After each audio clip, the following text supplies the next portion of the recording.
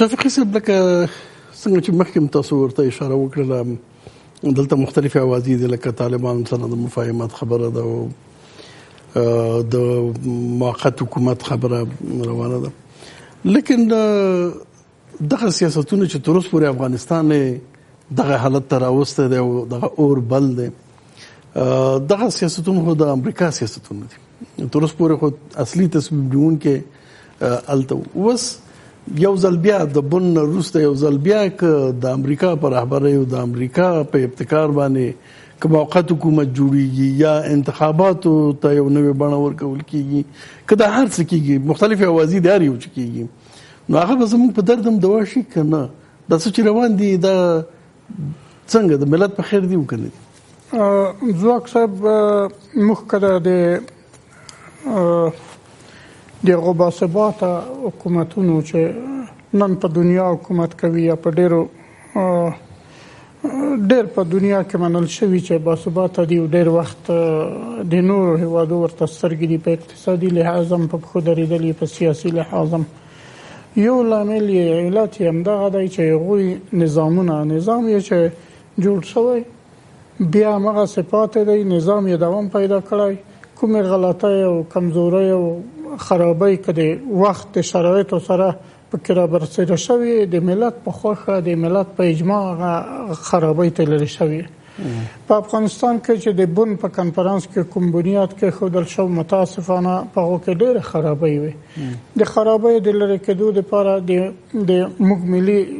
اجماع درلوده لویه جرګه هم درلوده پارلمان هم درلود نورې لارې هم درلودې دغه نظام چې په بن کې بنسټ ایښودل شوی و د ټولو خرابیو سره یو نظام و هغه باید دوام پیدا کړی وای متاسفانه اوله غلطه تجربه په هغو کې همدغه وه چې اجرایه ریاست پکې راغی دا یوه ناکامه تجربه وه د نظام د تباهۍ هغه وه د صفر نه شروع وه 4 کاله دا د موږ ولیدل دغه نتایج دي اوس که موقت حکومت راځي که د نه مخکې د خلیلزاد راغلی و د قیادي شورا خبره مطرح کړې وه که هر څه کوي دا دغه د نظام او د افغانستان د اساسي قانون خلاف چې هر قدم اوچتي هغه د افغانانو په خیر یو د اساسي قانون خلاف بل چې د ملت فیصله یو ټکی دا دی چې کله هغلته بنیاد ایښودل شوی دغه بنیاد خلاف بل تصمیم نیول کیږي او بل نظام راځي تطبیقي معنی یې دا ده چې موږ هغه مزل کړی بیرته د صفر نه شروع کوو دا د دې ملت وخت ضایع کوي دا خو وړه خبر نه ده او بنیادونه مخکې ورته عارض صاحب ورته اشاره وکړه چې بنیادونه داسې تقویه کوي چې ته مثلا با کفایته شخصیتونه په نظامو کې دوام کوي په حکومتونو کې حتی د دوو مخالف احزابو انتخابات یو وبایلي بل یو ګټي هغه د بایللي چې پخواني د نظام ځینې مشخصې څیرې وي هغه دوام کوي هغه نه لرې کوي دلته خو د تایي سیستم دی متاسفانه چې افراد راشي هغه اداره ټوله د بیا خبر نړوي د سره بیا جوړوي دا اوس چې سره باندې دا په یو رقم کودتا ده دا اوس زه راځم اصلا دغه خبرې ته یې ورځواب تاسو ته درکړم چې د موقت حکومت خبره د په هر لحاظ چې د نظام د بدلون لپاره خبره که د خارجیانو ابتکار د خارجیانو په لاس کې وي که امریکا ده که روسیه ده که چین ده که ګاونډیان دي که بیرونیان دي هر څوک لرې هیوادونه دي د هغوی په لاس چې ابتکار وي د بن د کنفرانس نه ښه نتیجه نشي ورکولی هماغسې به خرابۍ ځکه هغوی خپل ګټې پالي هغوی د خپلو ګټو د تضمین لپاره د خپلو ګټو د خوندي کېدو لپاره داسې یو شی ترکیب درته منځته راوړي حتی څېرې هم متاسفانه همداسې انتخابوي ښه که موږ غواړو د دې بحران د دې جنجاله ووځو یوازینۍ لار یې همدا ده افغانان باید په دې پوه شي چې خپل سرنوشت په خپل لاس کې وانخلو د خپل هیواد پر رابطه د خپل برخلیک پر رابطه خپل پریکړه ونه کو خارجيان دې موږ سره توافق ولري دوی چې هر طرح غواړي چې حمایه کوي واکي اختیار او انتخاب د افراد او انتخاب د میکانیزم یې باید د افغانانو په لاس کې فقط زمينه دوی مساعده کوي زه په دې کې د یوه خبره کوم چې مخکې ما خبره وکړه د اوسنی حکومت یوه ناکامه تجربه وه د جان کیري متاسفانه وم لیدل چې تر 2.5 کالو پورې په یو رقم د قدرت په ویش جنګ و د هغو نه داسې یوه کمه موده د دې په خاطر چې هغه دوی دوه کاله موده ورکړې وه د ځینې وعدې ورکړې وې په هغو کې ناکام وو یوه کمه موده د خپل قدرت د دوام په خاطر هغه دواړه ډلې سره متحدې وې د ملت ته یې داسې ښوده دننه اختلافونه په مغه رقم دي هغه نه وروسته اوس بیا کمپاینونه شروع دي د آینده دورې لپاره دغه ایالات ته چې اوس یو د چنګښو ټول دی هره ورځ به یو تترپ کوي تلري کوي دا ناکامه تجربه وه دا د ملت په ګټه نه ده نو دغه ناکامه تجربې په ځای کې اوس بیا بهرنیان موږ ته راځي که خلیل زاد دی او که هر څوک دی د هغې په ابتکار که حکومت منځته راځي او جوړېږي چې افغانان په طبیعي شکل خپل رول پکې ونه لري یعنی په واقعي معنا دوی خپلواک نه وي چې څه غواړي او څه رقم نظام غواړي څه رقم یې جوړوي موقته اداره وي دا هغه نه لري دا حکومت ناکام دی دوام یې زه فکر کوم چې ډېر ماته سخت ښکاري چې موده به هم پوره نشي کړی خو احیانا که یې پوره کوي بالاخره موږ یوه بل هغه ته باید لاړ شو په دغه شرایطو کې د انتخابات زه فکر کوم د ولسي جرګې انتخابات هم تر ډېره حده ناممکن ښکاري واقعیتونه باید درک کړو په خپله پې یوه طریقه په کار ده چې یو نویوالی راشي یعنی موقت حکومت که موقت حکومت وي احیانا که جوړېږي مطلق که د بهرنیانو په ابتکار پکې د هغوی وي موږ به د یوې بلې ناکامې یعنی دا یو حل لاره ده خو منتها دا ده چې دا باید د ملت د خوا نه تصمیم ونیول شي نه د بهرنیانو د خوا نه د طرحو کمبود نشته په هره طرح چې منتها د ملت د ارادې خبره ده د ملت اراده که پکې شریکه نه وه پکې شامله نه وه او پکې لومړیتوب ونه لري هیڅ سیستم هیڅ میکانیزم هیڅ حل لاره کامیابه نه ده مننم مصداق صاحب تاسو په اخره کې د خبره یاد کړل چې کوم شیان چې ډېر حساسیت پیدا کړی په مثلا پاکستان سره د استخباراتي همکارۍ خبره ده او دغه نه زیات دغه ډیورن کرخه باندې چې کوم معاملې شوي دي د یوسفي خبره ده د اوس دغه ګډ عمل پروګرام دی اپاپس په نوم باندې چې دغه په نتیجه کې دغه اغزن تارونه چې تیر شوي دي دا تاسو مطلب دا چې حنیف اتمر پکې ډیر شریک په دې کارونه کې یعنی د دې کارونو پړه په حنیف اتمر زیاته ده نه پړه نه ده د سفرونه هغه وکړل رئیس جمهور خو نه د تللی هلته چې ورسره کینی په دې باندې ورسره کوم تصدیق وي کوم کاغذ ورسره امضا کړي خو د داسې د امنیت د نورو ملکو سره په اوله درجه د حنیف اتمر مسؤلیت و دا همدا دلیل و چې همیشه به د نورو امنیتي مشرانو سره لیدل یا به هلته ورتلو لیدل په خصوصا د سعودي او امریکا او اماراتو له امنیتي واکمنو سره چې د تقریبا د 3-4 وره ولیدل نو دا د کار وو یعنی تاسو خو څه یاد کړئ چې لکه دا هغه منفي کارونه چې شوي دا غي برخه ده د کې منفي څه نه منفي نه دي یعنی دوی موږ ته نه دی ویلي کنه تر اوسه پورې واضح نه ده چې دغه 3-4 غونډې چې هم د 4 ملکو په اماراتو کې په سعودي کې او دلته په کابل کې وکړي اصلا په څه شي باندې دوی غږیدل خو امنیتي موضوعګانی وي او په دې باندې دوی سره 3-4 وره پاکستان ته سفرونه کول هغه سره معاملې کولې حنیف اتمر ته سعودي عرب سره امریکا سره نور هیوادونو سره د امنیت مشاورین سره کېناسته والته توافقات کېدل او حکومت نه خبرې ده هغه په جریان د خپل سره د کارونه کول نه حکومت رئیس جمهور فوق العاده با خبره وو او د سفرونه ټول دغه په مشورې سره کېدل داسې نه و چې د اتمر صاحب په خپل تلو دا د رئیس جمهور مسؤلیت وو چې رئیس هغه اتمر ته وظیفه ورکړي چې په دې برخه کې لاړ شي خبري وکړي او بیرته راپور بیا خو که اغزن تارونه دي، بیا که استخباراتي همکاریو سند دی، بیا که هر څه دي، هر څه که حدمر کړي وي خو مسؤل خو اشرف غني دی که نه، ځکه دی د رئیس جمهور مشاور دی د ملي امنیت شورا ملي امنیت په برخه کې د رئیس جمهور مشاور دی، نو دا کارونه خو بیا نو اصل مسؤل خو بیا نو رئیس جمهور شو که نه. رئیس جمهور خو موږ ولې دا یادوو؟ رئیس جمهور دی او قومندان اعلی په صفت سره د هر شي مسؤل ده، د ملک په هر شي چې وشي. دا غزنی کې د فاجعه وشوه، باید 3-4 وزیرانو د نور باید سره لري شوی وای، دوی خپل باید استعفا کړی وای،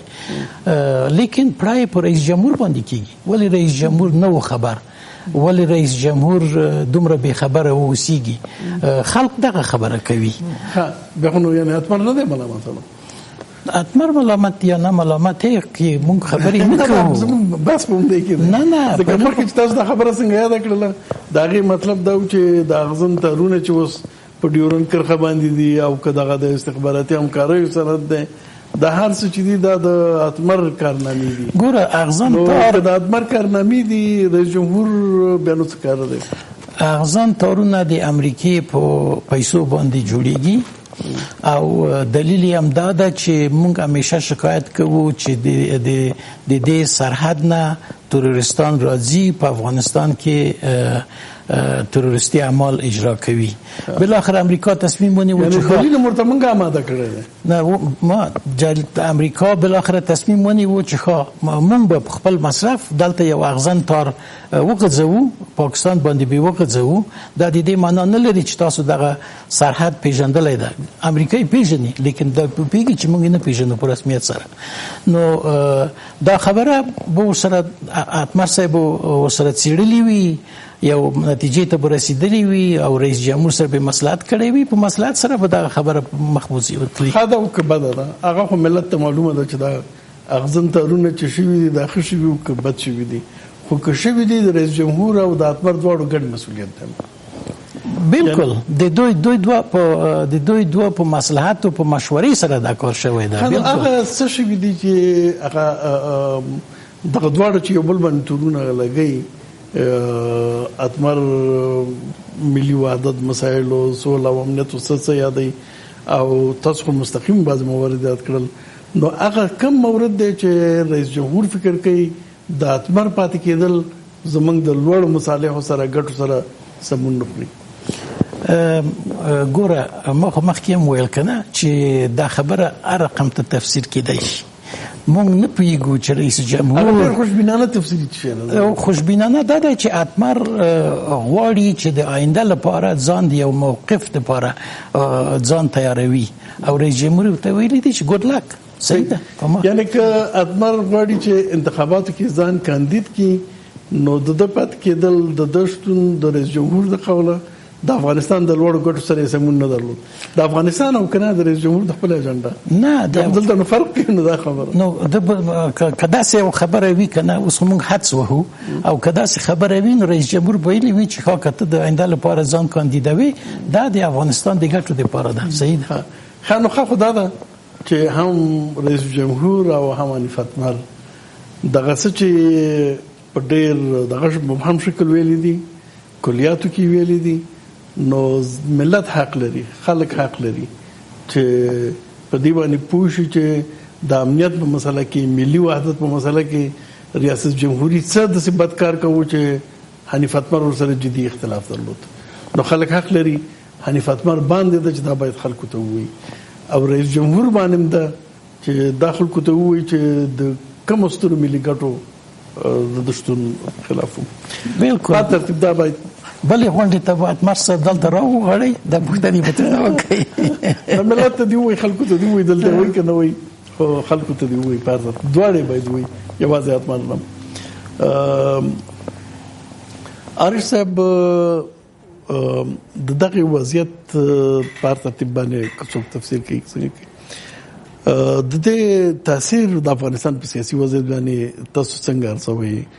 د دغه استعفا او د دغه اختلافاتو را برسېره کېدل چې اوس ډېر جدي اتهامات یو بل باندې واردېږي، د دې اغیزه څنګه کوي؟ شفیقي صاحب وویل چې د بې ثباته حکومت یو هغه دی چې تعبیر یې وکړي چې چنګښې دي چې یو تېنه ځي. اوس دویم داسې وخت به راشي چې اکثره خلک به لاړ شي او ټول ملامتیا به په یو شخصي. خو زه فکر کوم چې هر هغه هیواد کې چې جوړښتونه نه وي او جوړښتونه لومړیتوب نه لري افراد هغه ولري هغه کې به دا ستونزې وي. خو کوم هیوادونو کې چې جوړښتونه وي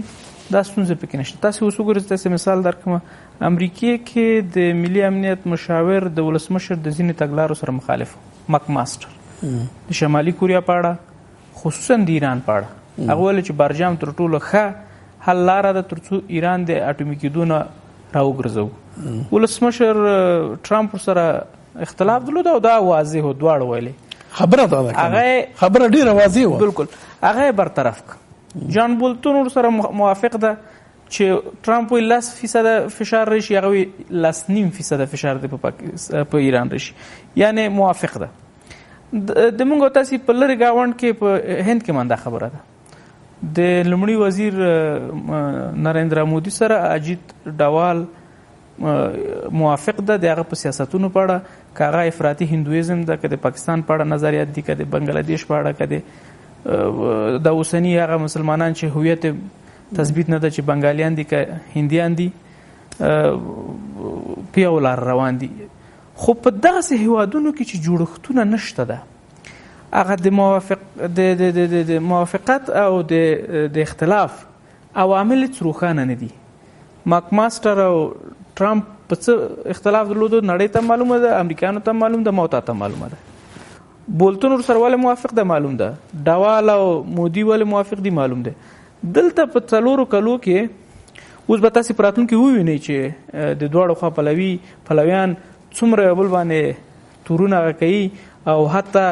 یو سپین بل تور خي. حال دا چې دغه پرونه پورې چې استفانه وشوي د دواړو ډیر نږدې ملګری خودل شو او دوه ځلې چې د ملي امنیت د شورا مشاور لرسنیو سره مرکه وکړله یو رسنۍ ته پوښتنه وکړه چې تاسو د یو موازی قدرت پایس مطرح سي دوله نه زه د ولسمشر مامور یم او مامور به یم موازی قدرت نه ده. خو اوس تاسو وسوینه سرلوسه د بحثونه کیږي چې دلته د موازی قدرت مسله و د قدرت د جزیره مسله و دا څه خي مونږ ته جناب زواک صاحب دا خي چې د واک دلته افغانستان کې افغاني نه ده دا واک بهرنۍ ده. هر څوک چې دلته تاسو وینئ د یو خوا نماینده د په ډول درست یعنی تر اوسه پورې د اکبر او د اشرف غنی یو ځای سره کار کولم د بل چا تصمیم او وسره جدا کېدلم د بل چا تصمیم دی او ظاهرا خوانده ښکاری اوس پرون د یووالي عامل څه او نن د بیلوالي عامل څه ده. پرونه سیاست کې څه تغییر راغلی چې نن د سبا سیاست سره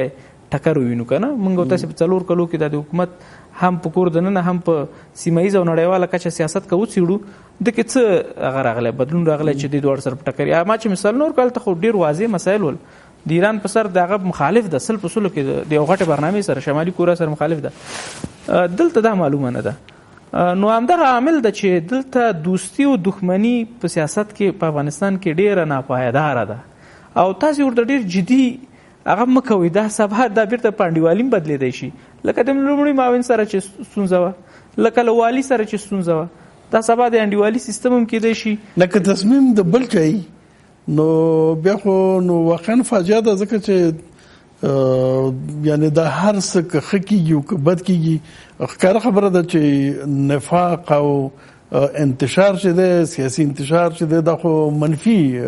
خبره ده یعنی منفي نتایج لري. خو دا هر څه د یو بل اجنډا برخه ده زمنګ د افغانانو زمنګ تصمیم نه ده د یو بل چا تصمیم ده او موږ دغه سرنوشت سره مخې په تاسف سره د بوند کانفرنس نه را بدی خو ولس لمنګ نه خپويږي چې دلته واقعي او حقيقي قدرت د چا سره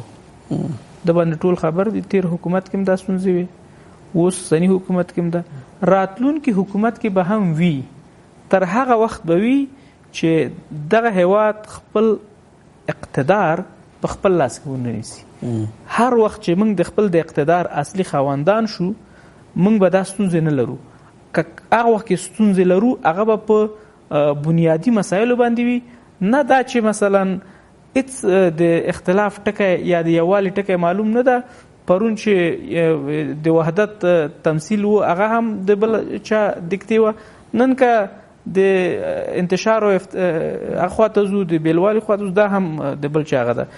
نو تر هغه وخته چې ما خو بار بار ویلی دي چې که څه هم دا شاید په ځینو ښه ونه لګېږي چې دغه ولس د خپل د اقتدار خاوند په خپله نشي. زه فکر کوم دې وضعیت نه موږ نشو وتلی. په تاسف سره ډېره زیاته مننه. کور مدان سلامت سي. ګران لیدونکو تاسو نه هم مننه تر اوسه پورې موږ سره وئ. راتلونکي بحث پورې په خدای سپارم. الله مو مل.